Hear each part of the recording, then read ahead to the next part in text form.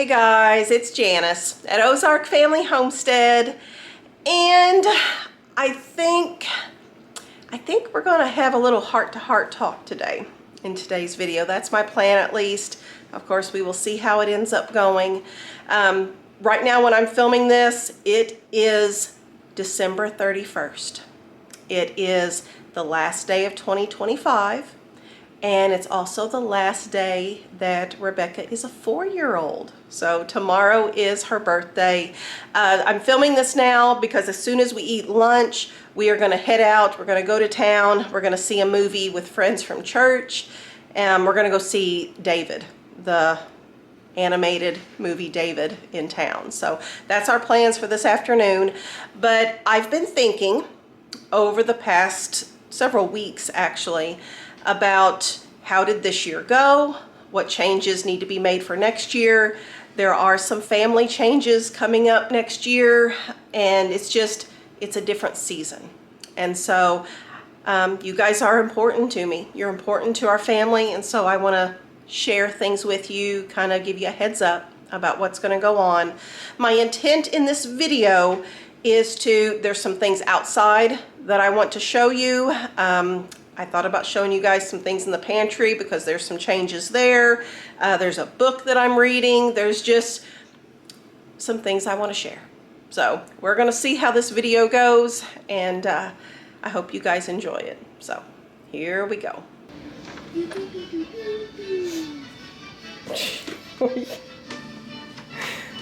What are you doing?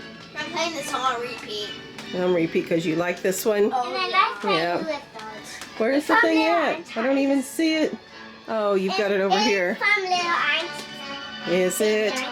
This is one of the new things Rebekah has gotten. It's called a Yoto, and it plays things on this little card. And you can do music, you can do storybooks, all kinds of things, but it's a screen-free, like, audiobook thing, and she's really enjoying it. Okay, so I came in here to video you because this is the last time that our friends on YouTube are going to see you when you are a 4-year-old. Yeah, because tomorrow I get 25 years old. Tomorrow she's going to be 5, and you've been looking forward to this, haven't you? Yeah. Yep, I told you to stay little, but you said I can't. Yeah. I thought maybe we should go backwards and you should be 3. Inside the knock knock. Inside the knock knock. Inside the knock knock. Good book. What goes up and now come down? Your age. That's right. That's one of the jokes in your Knock Knock Jokes book, isn't it? And it's actually real. It is actually real. Yeah, because when we turn like 10, we can never go back to 8. That's right. So you can never go back to 9. Yeah. You got it all figured out, don't you? You're pretty smart. yeah. I missed when I was 6. 6 was a good age. Kind of. Yeah. That's when you got a little hurt a lot. You did? Yeah, that's when I scraped my knee on the concrete, when I saw the snake. Oh. That. It was a traumatic age. Yeah. Watch out for 6. Oh, that's a great You just need to stay coasting on age 5 then. Abigail, what the actually Oh, maybe when I'm 16. Oh, no. And 600. Okay, so once you're finished with whatever it was that you were doing there before with your schoolwork, you're going to need to get a snack bag made up. We're leaving? Well, no, after lunch we're leaving. But it's getting to be about that time. I'm going to film and talk to friends a little bit here on the camera, and then we'll be going to the movie. Okay, so let's just start this whole heart-to-heart talk here. The season that I feel like our family is in right now is changing. So the way this has gone is, you know, I have 7 kids. And when my bigger kids were younger, I was in this season of I'm doing all the things, but I have all these little helpers around me that are learning just through being with me, and they would just pick up things here and there because they were very observant. And then we hit this other season, the next season, where those little kids got bigger. They got bigger, they got more independent, and they were able to take over quite a few of the tasks that I was solely in charge of, and it lightened my load for that season, and I was able to handle other things. I added in more students to homeschooling. We were able to expand gardens. We were able to grow and do more because there were more hands on deck. We are transitioning to a new season because my older children, the ones that have been these huge helpers during the last season, are now becoming more independent, not like they did when they stayed here on the homestead helping. Independent as in growing into adulthood and doing their own independent things. And I have struggled with this a little bit because, I mean, this is what is supposed to happen, right?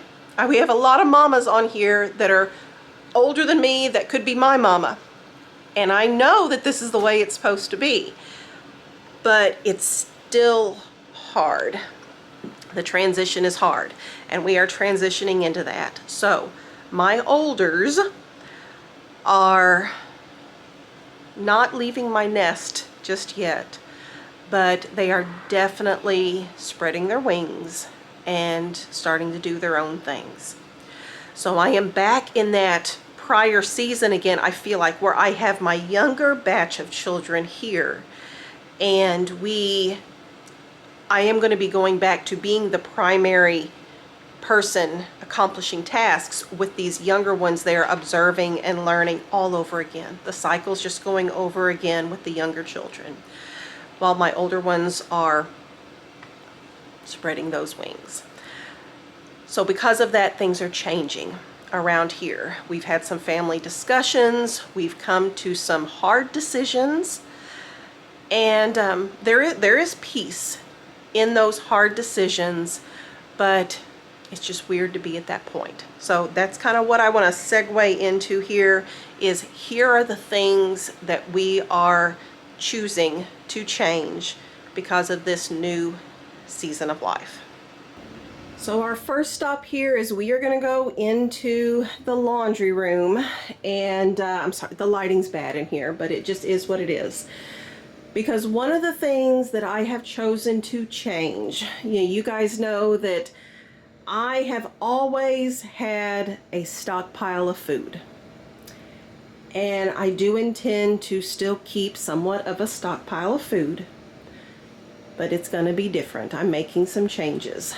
I've shown my pantry here in the laundry room before, and if you've seen those prior videos, my pantry now should look a lot less full than what it did previously, and that is because I am reducing the amount of stock that I keep on hand. So for instance, things like I used to have an entire shelf here just full of boxed cereals. I would get them on sale, I would stock up, and we always had a rotation of cereals. At this point right now, all we have left, this is the last of the buy it on sale stockpile, and then this is what is left from our trip to Oklahoma. And I really don't plan to restock cereal. We're going to have granola as our cereal from now on, unless it's some sort of special occasion, you know, maybe a birthday treat or a trip or something like that. But I am reducing things like the little Knorr packets. I used to always buy those on sale. I don't intend to do that anymore. Even things like the instant mashed potatoes.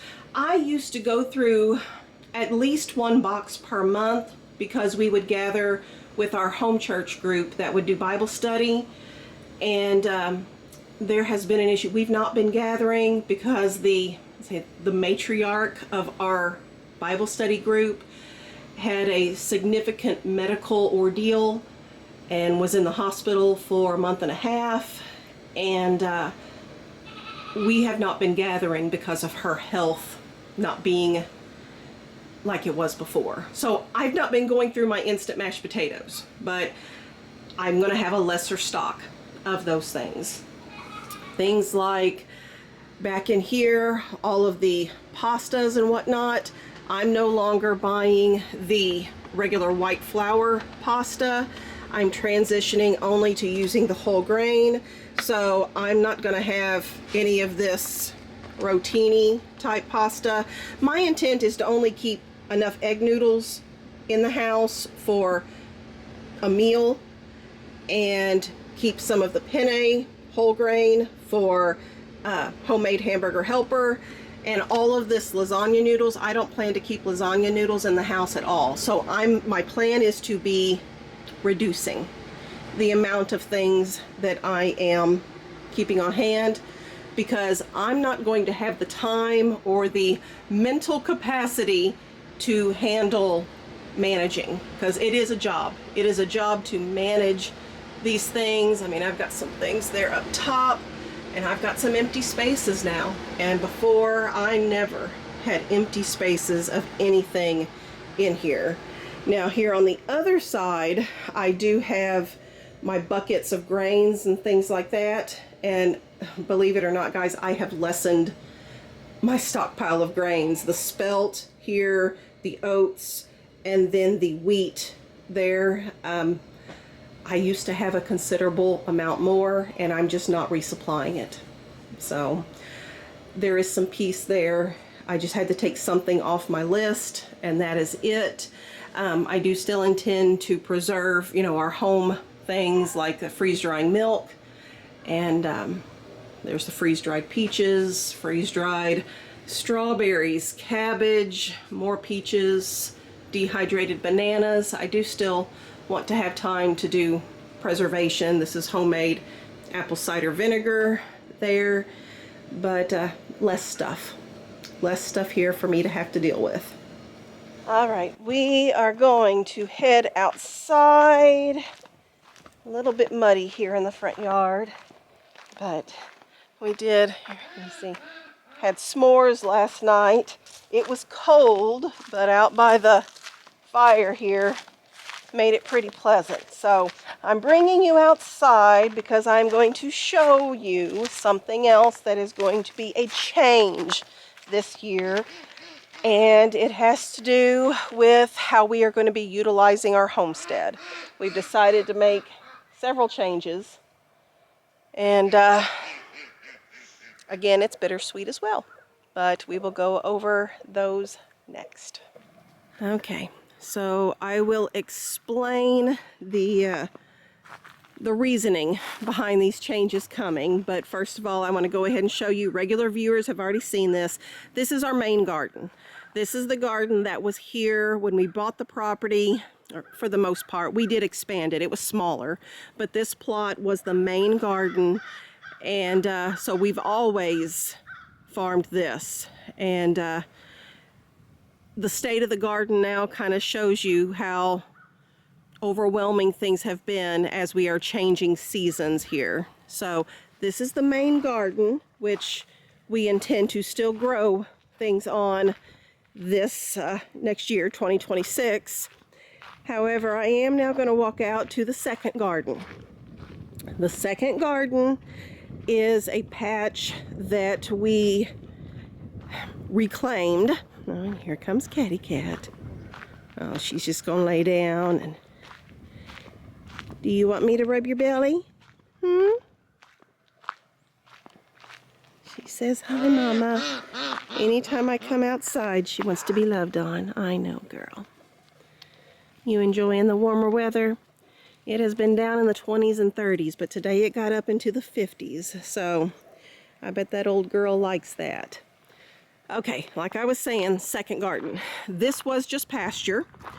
And several years ago, oh, maybe 2021, maybe, we started trying to reclaim this.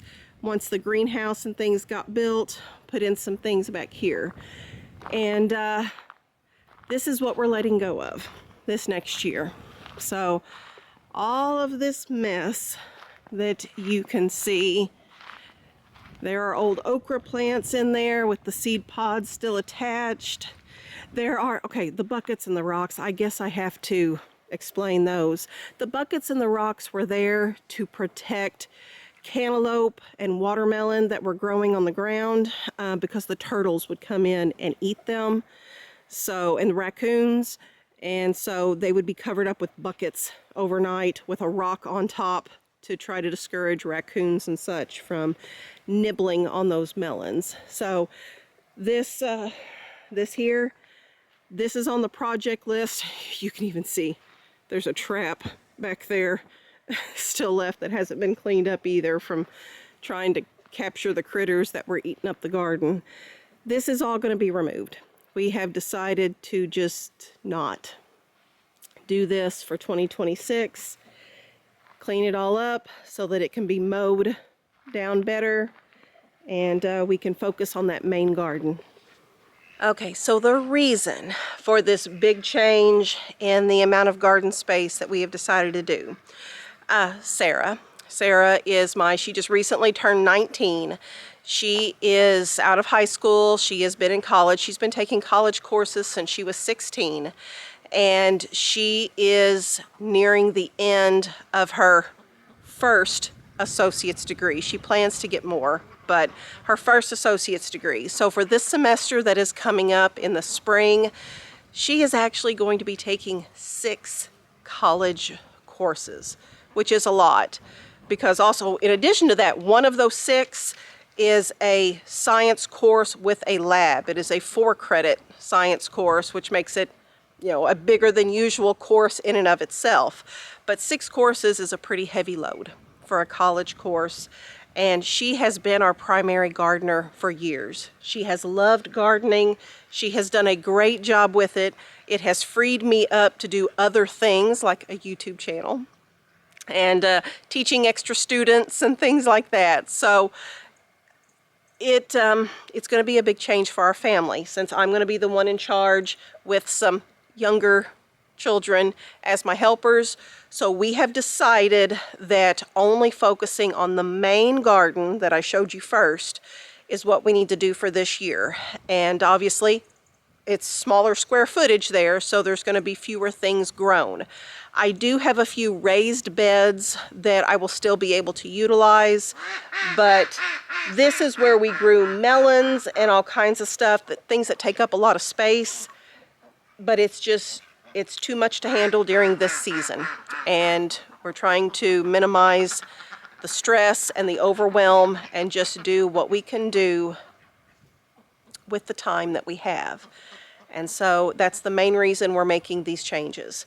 Now there are other family reasons why we are going to be doing the next thing that I'm going to tell you about, but I'll flip the camera around for that part. Okay, so the next hard decision that we had to talk about, the ducks are enjoying that sunshine, I think. Some nice soft hay sitting in the sun. We have made a decision to reduce the animals on our farm. And that was a hard one. But decisions have been made to go ahead and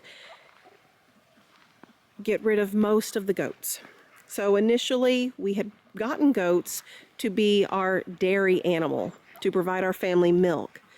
But very shortly after getting the goats, here we do have some more over in this area here too. Oh, they're laying down back there. Oh, back behind those trees, they're laying down there by the tractor shed. But we were going to use these goats as our dairy animals. But shortly after that, we did get Daisy, our Jersey cow. So we have never at any point been solely dependent on goat's milk for our milk use. And they were just kind of fun to have. Really fun. They would clear brush. They did an awesome job of clearing. I mean, this was all brushy, messy, thorny briar wood patch here. And these girls came through, and they've cleared it up. They did a great job of clearing it up. So we have decided that there are a couple that we are going to go ahead and keep, and they can be helpful with clearing fence rows and things like that. We would never want to have just a single goat because they like to have buddies. And so we would never do that. But I think we're going to talk to the other ladies in the area that homestead and see if anyone is wanting to add on some really, really fun, really, really pretty goats. And that would just be less for us to have to manage here. Oh, Bandit's doing the thing again. He did this to Shawn and Andrew. Yep, he sprawls out on his side. They came out here to check on the animals earlier, a couple days ago, and Bandit was laying on his side, eyes open. They thought he was no longer with us. Scared them to death. And then they walked up a little closer, and he popped his head up and jumped up and pranced around, and just, I think he just likes to scare people. Because he gave me a scare when he was first born, and we couldn't witness him nursing, but he is definitely nursing. He's about 3 weeks old at this point, and he has definitely grown. So I just thought I'd give you guys a little update on Brisket. He may be hard to see since he's back there amongst those little bit of trees, but he still stays close to his mama, and I guess he's just sunning himself since we actually have some warmer temperatures today. Okay. Hopped inside the summer kitchen here real quick. Basically the summary of the animal things: fewer cows, fewer goats, fewer chickens, fewer ducks. I have not decided just yet if we are even going to do meat birds this year. We have gotten Cornish cross. It's the meat bird variety of chicken. We've gotten that for several years, and I don't even know if we're going to deal with that this year or not, because I mean, I don't know if I've mentioned this before, but the homestead thing has always been more of my thing. I have the ideas, I have the big hopes and dreams. I want to do all the things, and sometimes it's not realistic, you know, time-wise. Janice wanting to do all the things is great, but you don't have enough time, you know. Sometimes I just have to be told that there's not enough time to do all the things that you want to do. And Shawn is not so much into the homestead thing as I am.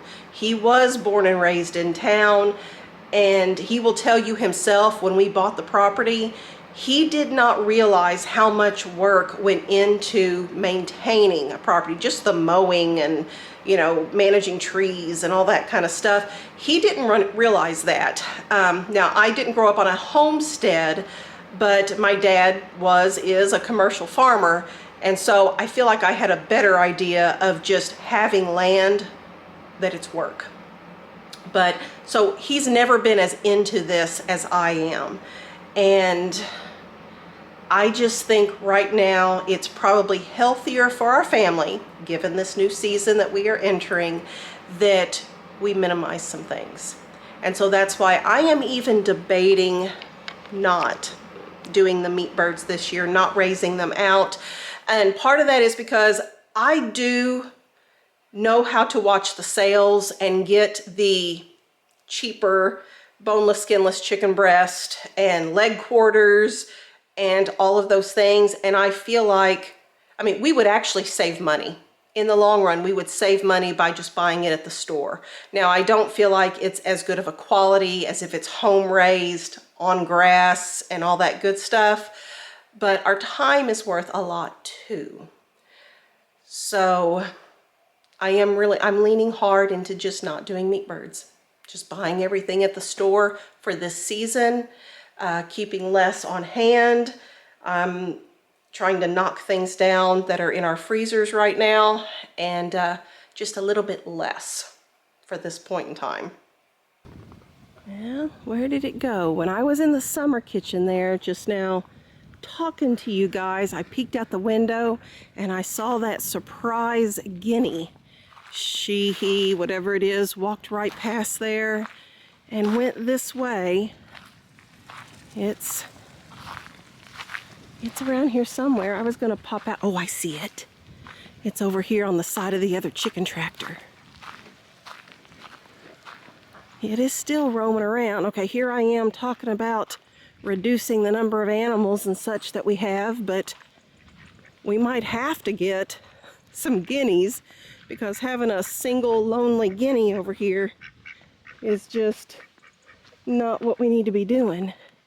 It's on the other side of that chicken tractor. Of course, if I walk over there close to it, it's gonna walk away. Oh, there it is. There it is, it's peeking over. On the outside of the tractor there is that guinea. And every once in a while it makes its noises. There it is. You silly thing.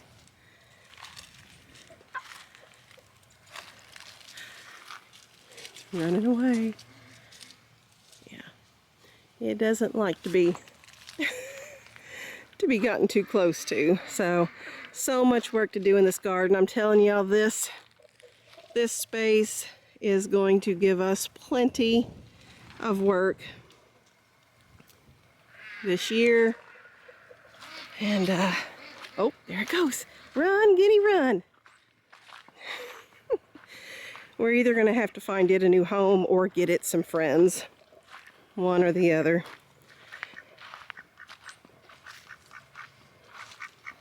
Okay, my health. I guess I'll talk about my health then real quick too. So, I actually have good news to share this time around. So, I had mentioned previously that I was getting extra blood work done. I've already been checked for the tick panel, and that came back negative, but the tick panel did not include Lyme disease. So after the tick panel came back negative, we also did alpha-gal. I guess that was at the same time. Alpha-gal came back positive. So I am dealing with no mammal products, includes red meat and stuff like that. I am able to have dairy, so I am thankful for that. But we did do a follow-up blood work, specifically looking for Lyme disease, and thank God that came back negative. So I was actually concerned about the Lyme disease test because the couple that we bought our property from 16 years ago, he had Lyme disease. So I do know the ticks here can give Lyme disease. And so I was grateful that at least I don't have to deal with that. But I do still have the type 2 diabetes thing going on in addition to the alpha-gal. And obviously that makes for my diet to be kind of tricky, especially when I have 8 other people in the family that need to eat too. So I guess I'm gonna go back inside at this point. I kind of plunked down here by the campfire on my way back towards the house. And I'm gonna show you something else that Sarah and I are kind of brainstorming. And I would love your input on this too. That's one of the things I love about having the YouTube channel and having an active community is you guys give me ideas. And I get so much good information in the comments. So I'm gonna head back inside and show you kind of what Sarah and I are trying to work on here lately. All right, back inside. So talking about the whole type 2 diabetes, alpha-gal, all the stuff going on, and this new season, there needs to be some changes to the menu plan, the rotation, all this stuff. I made this up, I don't know, was it a year ago? I'm not even for sure. No, it was probably after I got diagnosed with diabetes, probably, but I don't remember exactly. Anyway, this is kind of what our rotation was for breakfast there. And then for lunches here, it was either leftovers or the next thing on the rotation. And then for the suppers, I just made up a listing of 31 different suppers, and we would rotate through those. And then I also threw some different side dishes here on the side just so I had them in front of my face, and it would make it easier for me to make up the menu plan. However, since this was made up, I have gotten the alpha-gal diagnosis. And obviously a lot of the things on here have red meat in them. I mean, we raise our own sheep and we have beef. I get it on sale all the time. So between that and lamb and deer meat, because I have numerous hunters in the house, that those are things that I can't have right now. Now the rest of the family can. but I do need to minimize it takes a lot of mental thought and time in making meals that are different, 2 different meals. So if I can streamline a meal that can be used by the whole family, then that would be ideal. So what Sarah and I have been looking at, this has kind of been just living on the counter here for the last few days, and we've been thinking about how to streamline so that it takes less thought, but also takes less time. That is our big deal right now. And we have always done like a variety for breakfast. I know some people they have oats every morning for breakfast. We've never done that. We've always kind of had some variety, but we may become one of those families here for this season to an extent. So the oats and the 5-grain cereal are fast breakfast, and then scrambled eggs are fast breakfast as well. So we're just kind of, if we get frozen pancakes made up, once we start getting buttermilk from Daisy again, then possibly frozen pancakes could be thrown in there too, because that would be fast once they're done. Then lunches, the top 3 fast lunches we came up with were loaded potatoes, this taco chicken chili, and the wicked white chili. Now, those 2 were from the Trim Healthy Mama cookbooks. So those are fast because they are either open up a can or open up a jar, a home canned jar of chicken, and dump in a pot and heat it up with some spices. That's why those are fast for us to do as a lunch option. And then for suppers, so far, just tacos and fajitas seem to be quick for us. The broiled pesto salmon is pretty quick. I'm thinking of adding more fish in because the whole family is able to have fish. That's not something we would have to plan an alternative for. Salmon patties, spaghetti. We could make 2 batches of spaghetti, one with ground beef and one with ground turkey. Oh, let me change the battery real quick here.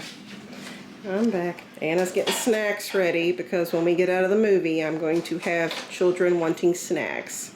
So she is doing that. And then I have, Sam is in there reading. I can hear David doing his math. He does an online math program. And then I've got Andrew and Sarah heating up some lunch here so we can eat real quick. You're going to need to change clothes because I'm not taking you out in public like that. Oh, I love this pants. You love those pants. Yeah, is that what all the cool girls are wearing nowadays? Yeah. You can put on town clothes. Okay, so the last few things on here that we've come up with so far is chicken vegetable soup is quick for us. Egg roll in a bowl. We just switch it over and no longer make it out of beef, make it out of ground turkey. Grilled meats and sides, so just grilled chicken. I have steak in the freezer, so grilled steak is still on the menu, but obviously I would have to have an alternative when we have that. And then the Dutch dish, which I can't eat anyway because of all the potatoes in it. So the fact that it's made with beef Polish sausage doesn't change anything. The potatoes already have that out for me. But if you guys have ideas, first of all, they need to be healthy. We like try to keep it as much whole foods as possible, but also quick. And then meals that either someone avoiding red meat can still have, or it can be, that alternative can be there pretty easily. Like the spaghetti for us is pretty easy. We make a batch with regular, normal noodles and ground beef, but we also make a second batch using ground turkey and chickpea pasta. So that's why that one is on the list. But I am open to any and all ideas that you guys can give that will help us out here in streamlining for the next year. Okay, I had also mentioned at the beginning of the video that I have started reading a new book. I'm reading something all the time, but the new book that I've started, I was going to go ahead and share with you because I am just trying to be a better Janice. There you go. Just, there's always room for improvement. I like learning things. I like growing. And This is something that I've started that I thought I'd share with you guys. Not an affiliate, nothing like that. It's just, I think so far, it's a pretty good book. And some of you watching might, benefit from it as well. Okay, so regular viewers will probably remember my Azure Standard fiasco from last year around this time. And I look back at that video, and I was very upset and very frustrated, very overwhelmed. There were lots of feelings there. And I no longer volunteer for Azure Standard or anything like that, but it was a learning experience for me as well. And so this book here, I stumbled across this one and went ahead and bought it. Set Boundaries, Find Peace by Nedra Glover Tawwab. May not be pronouncing that correctly, but this one so far, I'm only in the first chapter, and I am going through and I'm highlighting this. I'm taking some time in the evenings after everything is shut down for the day, and taking some time just for myself, just trying to better myself. I do think a lot of things that happened with the Azure Standard drama had to do with me not having healthy boundaries in place. And so a lot of the things in here are resonating with me. Reasons people don't respect your boundaries. And there was something here about how signs that you need boundaries. You feel overwhelmed. I was like, yeah, that's Janice right there. You feel burned out. So, and I did struggle with the no time for yourself, especially when my health things kicked in. I don't have time to make extra food or go for walks or do all the things. So a lot of the things in here have resonated with me. Now, again, I am only in the first chapter. I haven't even made it to chapter 2 yet. So take this for what it is worth. Yeah, I don't think I'm in the second chapter. Yeah, that's still chapter 1. And, but so far it's good. And there is a workbook that you can purchase to go along with it as well. I have not looked at that, but if this is something that you think, if this may fit you as well, then we can be book buddies and we can be learning things together at the same time.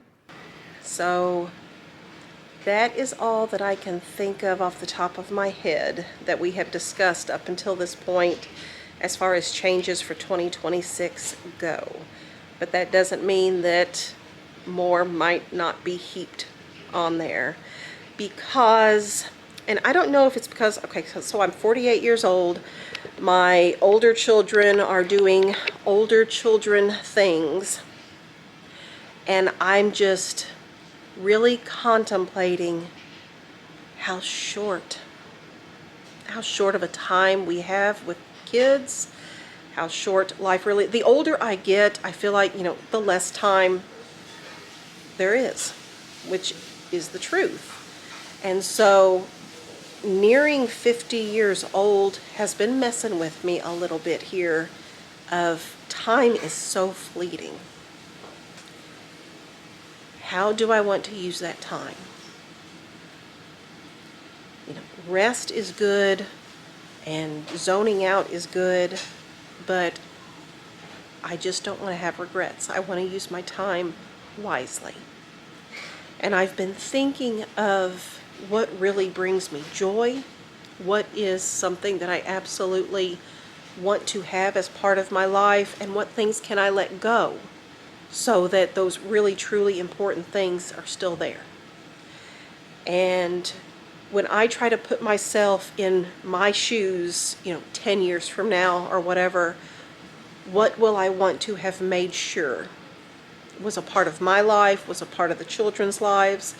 One of those things for me that is very important to me, that brings me a lot of joy, is that read aloud time that I do with the kids.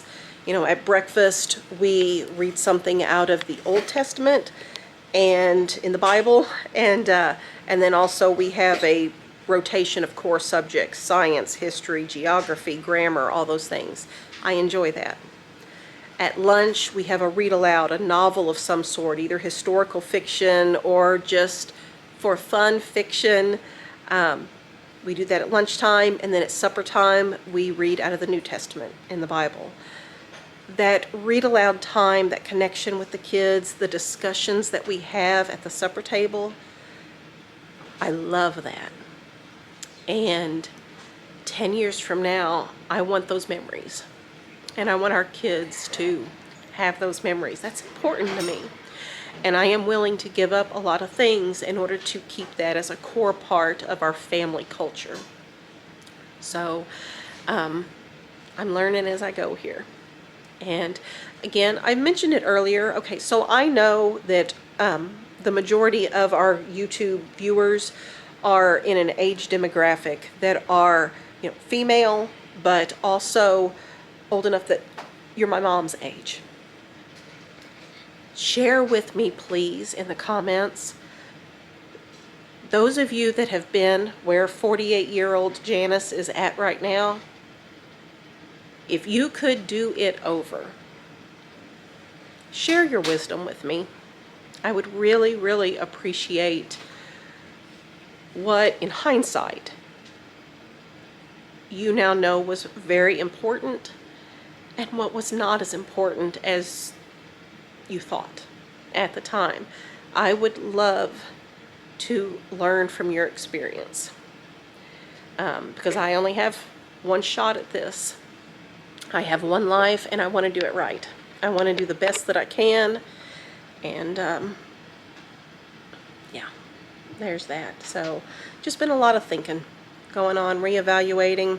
I'm not making resolutions per se, but I do think there's room for change and growth. And again, just learning from mistakes, trial and error. And that's what I want to do. I want to do good things. So share all that stuff with me. Sure would appreciate it. But I love you guys. I love you a whole bunch. I look forward to doing 2026 with you and seeing what things go great and what things do not. So just sharing life with you guys too. But if you did enjoy the video, thumbs up, because it helps with the YouTube algorithm stuff. Double check that you are subscribed. YouTube does unsubscribe people. You may think you're subscribed and you're not. So please just double check. And then if you could, by word of mouth, help our family's channel grow. Tell family and friends about Ozark Family Homestead. Share a video maybe on a Facebook page or something where it's relevant. And just by getting that word of mouth out there, our channel will grow. And we sure would appreciate it. So I will see you guys on the next video. Bye-bye. Thanks for watching Ozark